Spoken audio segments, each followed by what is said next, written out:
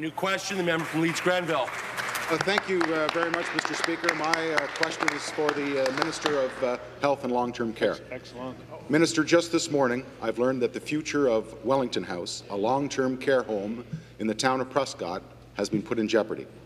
Minister, I'm told the reason your ministry staff won't allow the sale of this facility to go through to protect the residents is outstanding fees owed to the ministry by a previous owner. Can you explain to the residents, their families, and the community of Prescott why the desire of your ministry to collect an outstanding debt is being considered more important than the care of senior citizens? Minister. Speaker, thank you through you to the member for the question, and I suspect the member opposite knows that that I will need to go back to get the background on this issue. I am not familiar with this situation. What I can tell you, though, Speaker, is that when it comes to long-term care, this government is focused on the quality of care for patients.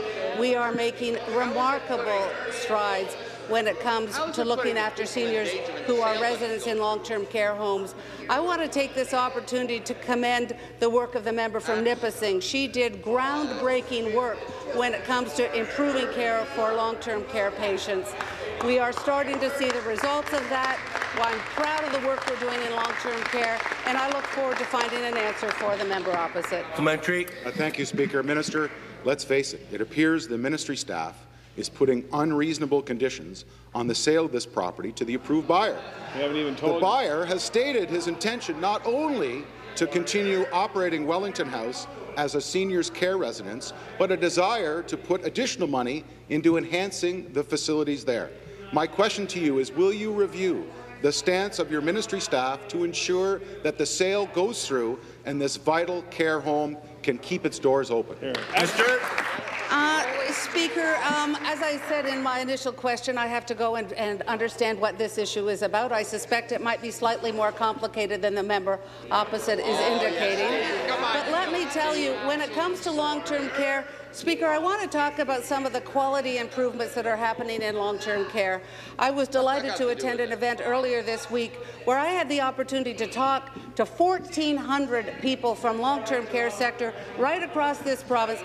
Speaker, because of changes they have made related to quality, we are seeing the incidence of pressure ulcers dramatically reduced, the incidence of falls dramatically reduced. We are seeing the levels of depression in residents of long-term care dramatically reduced. We have added $1 billion to our long-term care investments since we came to office, Speaker, and we are continuing to improve the quality of care in our long-term care homes.